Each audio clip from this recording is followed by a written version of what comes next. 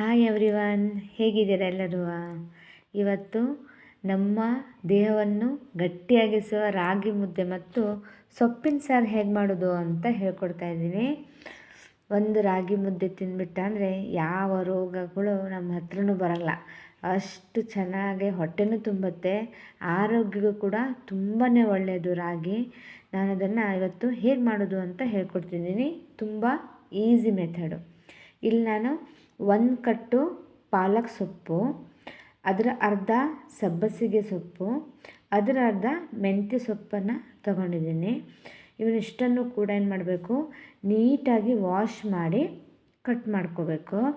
ಇದ್ರ ಜೊತೆಗೆ ಬೇಕಾದ್ರೆ ನೀವು ಬೇರೆ ಸೊಪ್ಪನ್ನು ಕೂಡ ಸೇರಿಸ್ಕೋಬೋದು. ಹುಳಿ ಸೊಪ್ಪು ಅಂತ ಸಿಗುತ್ತೆ, ಹುಣಗುನಿ ಸೊಪ್ಪು ಅಂತ ಸಿಗುತ್ತೆ. ಯಾವ ಸೊಪ್ಪು ಸೇರಿಸ್ಕೊಂಡ್ರು ಓಕೆ. ಬಟ್ ನಾನಿಲ್ಲಿ ಪಾಲಕ್ಕು, ಮೆಂತೆ ಮತ್ತು ಸಬ್ಬಸಿಗೆ ಸೊಪ್ಪನ್ನು ಸೇರಿಸ್ಕೊಂಡಿದ್ದೀನಿ. ಈ ಥರ ಇವನ್ನ ನೀಟಾಗಿ ವಾಶ್ ಮಾಡ್ಕೊಂಡು ಕಟ್ ಮಾಡ್ಕೊಂಡು ನಾನು ಏನು ಮಾಡ್ತೀನಿ, ಕುಕ್ಕರಲ್ಲಿ ಹಾಕ್ತೀನಿ. ಈ ಕುಕ್ಕರಿಗೆ 1 ಕಪ್ಪಷ್ಟು ಅಥವಾ ಒಂದು ಸಣ್ಣ ಗ್ಲಾಸಷ್ಟು ಬೇಳೆನ ಹಾಕಿ ವಾಶ್ ಮಾಡ್ಕೊಂಡು ತೊಳ್ಕೊಂಡಿದ್ದೀನಿ. ಇದಕ್ಕೀಗ ಆ ಸೊಪ್ಪುಗಳನ್ನಷ್ಟು ಹಾಕ್ಕೋಬೇಕು. ಬೇಳೆ ಬೇಕಾದ್ರೆ ಹೆಚ್ಚು ಕಡಿಮೆ ಮಾಡ್ಕೊಳ್ಳಿ, ನಡೆಯುತ್ತೆ. ಇದಕ್ಕೀಗ 1 ಟೊಮೆಟೊ ಹಣ್ಣು, ಒಂದು ಫುಲ್ಲು ದೊಡ್ಡ ಟೊಮೆಟೊ ಹಣ್ಣನ್ನು ಹಾಕ್ತಾಯಿದ್ದೀನಿ. ನಾನು ಹುಳಿ ಯೂಸ್ ಮಾಡಲ್ಲ, ಒಂದು ಸ್ವಲ್ಪ ಹುಳಿ ನೀರನ್ನು ಯೂಸ್ ಮಾಡ್ತೀನಿ. ಸೊ ಒಂದು ಫುಲ್ ಟೊಮೆಟೊ ಬೇಕಾಗತ್ತೆ. ನೀವು ಇದ್ರ ಬದಲಿಗೆ ಮತ್ತೇನೆಂದರೆ ಕೆಲವರು ಹಸಿಮೆಣಸಿನಕಾಯಿ ಹಾಕಿ ಮಾಡ್ತಾರೆ.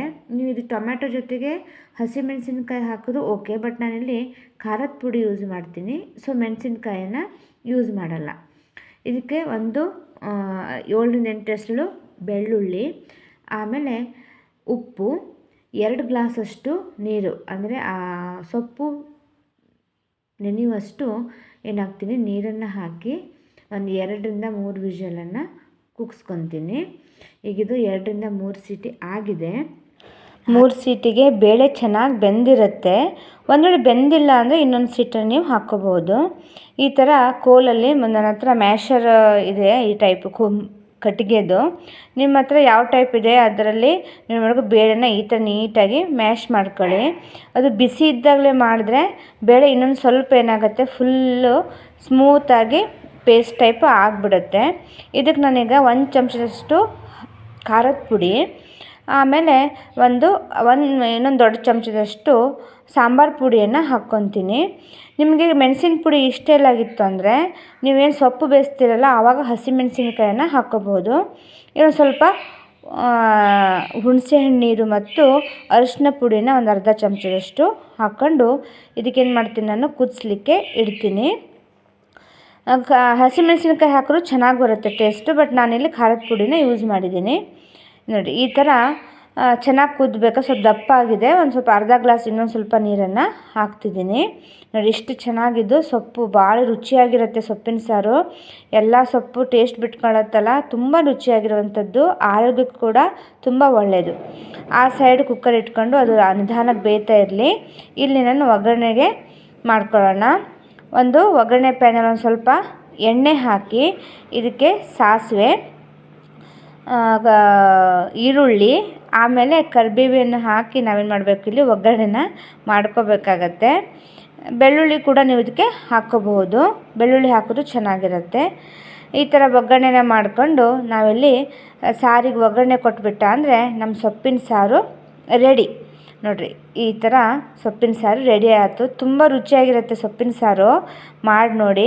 ಬೇರೆ ಬೇರೆ ಸೊಪ್ಪನ್ನು ಕೂಡ ಇದಕ್ಕೆ ಯೂಸ್ ಮಾಡ್ಕೋಬಹುದು. ನನಗೆ 3 ಥರ ಸೊಪ್ಪನ್ನು ಯೂಸ್ ಮಾಡಿ ಈ ಸೊಪ್ಪಿನ ಸಾರನ್ನು ಮಾಡ್ಕೊಂಡಿದ್ದೀನಿ. ಈಗ ನೆಕ್ಸ್ಟ್ ಇದಕ್ಕೆ ನಾವು ಮುದ್ದೆನ ಮಾಡ್ಕೊಳ್ಳೋಣ. ಮುದ್ದೆ ಒಬ್ಬೊಬ್ಬರು ಒಂದೊಂದು ಥರ ಮಾಡ್ತಾರೆ, ಬಟ್ ನಾನು ಮಾಡೋ ಮೆಥಡ್ ಈಸಿ ಅನಿಸುತ್ತೆ. ಇದಕ್ಕೊಂದು ನಾನು 1 ಕಪ್ನಷ್ಟು ಏನು ಮಾಡಿದ್ದೀನಿ, ನೀರನ್ನು ಹಾಕಿ ಉಪ್ಪು ಹಾಕಿ ಬೇಯಿಸ್ಕೊಂಡಿದ್ದೀನಿ. ಮತ್ತು ಒಂದು ಸ್ವಲ್ಪ ಅನ್ನವನ್ನು ಮಿಕ್ಸಿಗೆ ಹಾಕ್ಕೊಂಡಿದ್ದೆ. ಅನ್ನ ಮಿಕ್ಸಿಗೆ ಹಾಕಿ ಮುದ್ದೆ ಮಾಡಿದರೆ ಮುದ್ದೆ ಸಾಫ್ಟ್ ಆಗುತ್ತೆ. ನಿಮ್ಗೆ ಇಷ್ಟ ಇಲ್ಲಾಗಿತ್ತು ಅಂದರೆ ಬರೀ ರಾಗಿ ಹಿಟ್ಟಲ್ಲೇ ಮಾಡ್ಕೋಬೋದು. ಒಂದು ಅರ್ಧ ಚಮಚದಷ್ಟು ರಾಗಿ ಹಿಟ್ಟು ಹಾಕಿ ಈ ಥರ ಫುಲ್ಲು ಕುದಿಸ್ತೀನಿ. ಇದು ಫುಲ್ ಕುದ್ದ ಮೇಲೆ ನಮ್ಗೆ ಎಷ್ಟು ರಾಗಿ ಹಿಟ್ಟು ಬೇಕಲ್ಲ ಅಷ್ಟು ರಾಗಿ ಹಿಟ್ಟು ಅಳತೆ ನೋಡಿಕೊಂಡು ರಾಗಿ ಹಿಟ್ಟು ಹಾಕಿ ಒಂದು ಸೈಡ್ ಕಲಿಸ್ತಾ ಇರಬೇಕು, ಒಂದು ಸೈಡು ನೀವು ರಾಗಿ ಹಿಟ್ಟನ್ನು ಹಾಕ್ತಾ ಇರಬೇಕು. ನೋಡಿ ಇದು ಇನ್ನೂ ಸ್ವಲ್ಪ ತೆಳ್ಳಗಿದೆ. ಇದಕ್ಕೆ ಇನ್ನೊಂದು ಸ್ವಲ್ಪ ನಾನು ಏನು ಮಾಡ್ತೀನಿ, ರಾಗಿ ಹಿಟ್ಟನ್ನು ಹಾಕ್ಕೊತೀನಿ. ಕೆಲವ್ರು ಏನು ಮಾಡ್ತಾರೆ, ಸ್ವಲ್ಪ ಈ ಥರ ತೆಳ್ಳಗಿದ್ದಾಗಲೂ ಫುಲ್ ಕಲಿಸ್ತಾನೇ ಇರ್ತಾರೆ. ಬಟ್ ನನಗೆ ಅದು ಮೆಥಡ್ ತುಂಬ ಹೆವಿ ಅನಿಸುತ್ತೆ. ಸೊ ನಾನು ಈ ಮೆಥಡಲ್ಲಿ ಮಾಡ್ತೀನಿ. ಇಷ್ಟೊಂದು ಸ್ವಲ್ಪ ಈ ನಮ್ನಿ ಹದಕ್ಕೆ ಬಂದಮೇಲೆ ಏನು ಮಾಡ್ತೀನಿ, ನೀಟಾಗಿ ಫುಲ್ ಕಲಿಸ್ಕೊಂಡು ಈ ಥರ ನೀಟಾಗಿ ಅಷ್ಟು ಏನಾಗುತ್ತೆ, ರಾಗಿ ಹಿಟ್ಟು ಒಂದು ಕಡೆ ಎಲ್ಲ ಕಡೆನೂ ಅದು ನೀಟಾಗಿ ಕಲಿಸ್ಕೋಬೇಕು. ಆಮೇಲೆ ಏನು ಮಾಡ್ತೀನಿ, ಒಂದು 5 ನಿಮಿಷ ಮುಚ್ಚಿಟ್ಬಿಡ್ತೀನಿ. ಇದು ನನ್ನ ಮೆಥಡು. ಕೆಲವ್ರು ಕಲಿಸ್ತಾನೆ ಹಾಗೆ ಓಪನಾಗಿ ಕಲಿಸ್ತಾನೆ ಇರ್ತಾರೆ, ಕೈ ನೋವು ಬಂದುಬಿಡುತ್ತೆ. ಸೊ ನಾನು ಏನು ಮಾಡ್ತೀನಿ, ಅದನ್ನು 5 ನಿಮಿಷ ಈ ಥರ ಮುಚ್ಚಿಟ್ಬಿಡ್ತೀನಿ. ಅದು ಹಬೆಲೆ ಫುಲ್ಲು ಸಾಫ್ಟಾಗಿ ಆಗಿಬಿಡುತ್ತೆ. ಈಗ ಒಂದು ಪ್ಲೇಟ್ ತೊಗೊಂಡು ಅದಕ್ಕೊಂದು ಸ್ವಲ್ಪ ನೀರು ಹಚ್ಚಿ ಇದನ್ನೇನು ಮಾಡ್ತೀನಿ, ಒಂದು ಸೈಡ್ ಎಲ್ಲದು ನೀಟಾಗಿ ಮಾಡ್ಕೊತೀನಿ. ಯಾಕಂದ್ರೆ ನಾವು ಹೆಂಗೆಂಗೋ ಕಲಿಸಿರ್ತೀವಲ್ಲ, ಅದು ನೀಟಾಗಿ ಬರಲ್ಲ ಮುದ್ದೆ ಇಲ್ಲ ಅಂದರೆ. ಈ ಥರ ನೀಟಾಗಿ ಕಲಿಸ್ಕೊಂಡು ಇದು ಆಗಿದೆ. ಇವಾಗ ಕಲರ್ ಕೂಡ ಚೇಂಜ್ ಆಗಿ ನೋಡಿರಿ, ಅಕ್ಕಿ ಅನ್ನ ಏನಾಗಿದೆ ಸ್ವಲ್ಪ ಸ್ವಲ್ಪ ಕಾಳು ಕಾಣ್ತೈತಲ್ಲಿ. ಈಗ ಇದು ಆಗಿದೆ. ಇದನ್ನು ನಾವೇನ ತಟ್ಕೊಳ್ಳೋಣ. ನನ್ನ ಹತ್ರ ತಟ್ಕೊಳ್ಳಿಗೆ ಈ ಥರ ರಾಗಿ ಮುದ್ದೆ ತಟ್ಲಿಕ್ಕೆ ಅಂತಲೇ ಇರುತ್ತೆ, ಅದನ್ನು ಇಟ್ಕೊಂಡಿದ್ದೀನಿ. ನಿಮ್ಮ ಹತ್ರ ಇಲ್ಲಾಗಿತ್ತು ಅಂದರೆ ಒಂದು ಪ್ಲೇಟ್ ಕೂಡ, ನಾವೇನು ಸಣ್ಣ ಪ್ಲೇಟ್ ಇರ್ತೀವಲ್ಲ ಅದನ್ನು ಕೂಡ ಯೂಸ್ ಮಾಡ್ಕೋಬೋದು. ಏನೋ ಪ್ಲೇಟಿಗೆ ಒಂದು ಸ್ವಲ್ಪ ನೀರನ್ನು ಹಚ್ಕೋಬೇಕು. ಈ ಥರ ನಾನು ಕೂಡ ಈಗ ಅದಕ್ಕೆ ನೀರು ಹಚ್ಕೊಂಡು ಇದು ಮಾಡ್ತೀನಿ, ತಟ್ತೀನಿ. ರಾಗಿ ಮುದ್ದೆ ಸ್ವಲ್ಪ ಬಿಸಿ ಇರುತ್ತೆ, ಬಿಸಿ ಇದ್ದಾಗಲೇ ತಟ್ಟಬೇಕು. ಕೈಗೆ ನೀರು ಹಚ್ಕೊಂಡು ಈ ಥರ ತಟ್ಕೊಳ್ಳಿ, ತುಂಬ ಒಳ್ಳೆಯದು. ಈ ಥರ ಈಸಿ ಅಡುಗೆಗಳನ್ನ ತೋರಿಸ್ತಾ ಇರ್ತೀನಿ. ದಯವಿಟ್ಟು ನನ್ನ ಚಾನಲನ್ನು ಸಬ್ಸ್ಕ್ರೈಬ್ ಮಾಡಿ, ಶೇರ್ ಮಾಡಿ, ಲೈಕ್ ಮಾಡಿ. ಈ ಥರ ನಾನು ಮಾಡಿದ ಹಿಟ್ಟಲ್ಲಿ 2 ಮುದ್ದೆ ಆಯಿತು, ಸಾಕಾಗತ್ತೆ 2 ಮುದ್ದೆ. ಸೂಪರಾಗಿ ಇನ್ನೊಂದು ಮುದ್ದೆನ ನಾನು ಈ ಥರ ನೀಟಾಗಿ ತಟ್ಕೊಂಡಿದ್ದೀನಿ. ಫಸ್ಟ್ ಸ್ಟಾರ್ಟಿಂಗ್ ತಟ್ಲಿಕ್ಕೆ ಕಷ್ಟ ಅನಿಸ್ಬೋದು, ಬಟ್ ಆಮೇಲೆ ರೂಢಿ ಆಗ್ತಿದ್ದಂಗೆ ಅದು ಈಸಿಯಾಗಿ ಬಂದುಬಿಡತ್ತೆ. ನೋಡಿ ಚೆನ್ನಾಗಾಗೈತೆ, ಬಿಸಿ ಐತೆ ಮುದ್ದೆ. ನಿಮಗೆ ಅದರಲ್ಲಿ ಸಣ್ಣ ಪ್ಲೇಟಲ್ಲೂ ಕೂಡ ನೀವು ಏನು ಮಾಡ್ಕೋಬೋದು, ತಟ್ಕೋಬೋದು. ಈ ಥರ ಒಂದು ರಾಗಿ ಮುದ್ದೆ, ಸೊಪ್ಪು ಸಾರು, ಭಾಳ ರುಚಿ, ಭಾಳ ಆರೋಗ್ಯಕ್ಕೆ ಒಳ್ಳೆಯದು. ರಾಗಿ ಮುದ್ದೆ ಜೊತೆಗೆ ನಾಟಿ ಕೋಳಿ ಸಾರು ಇತ್ತು ಅಂದರೆ ತುಂಬ ಟೇಸ್ಟು. ಒಂದಿನ ನಾಟಿ ಕೋಳಿ ಸಾರು ಕೂಡ ತೋರಿಸ್ತೀನಿ ಹೆಂಗಂಥೇಳಿ. ನೋಡಿರಿ, ಮುದ್ದೆ ತಿನ್ನೋ ಸ್ಟೈಲು. ಒಂದು ಸ್ವಲ್ಪ ಕೈಗೆ ಸಾರು ಹಚ್ಕೊಂಡು ಆಮೇಲೆ ಮುದ್ದೆನ ಈ ಥರ ಮಾಡಿ ನುಂಗ್ಬಿಟ್ಟ ಅಂತಂದರೆ ಸೂಪರಾಗಿರುತ್ತೆ. ಈ ಥರ ಒಂದ್ಸಲ ಮಾಡ್ಕೊಂಡು ತಿನ್ನಿ. ಇನ್ನೊಂದು ಅಡುಗೆ ಜೊತೆಗೆ ಬರ್ತೀನಿ. Thank you.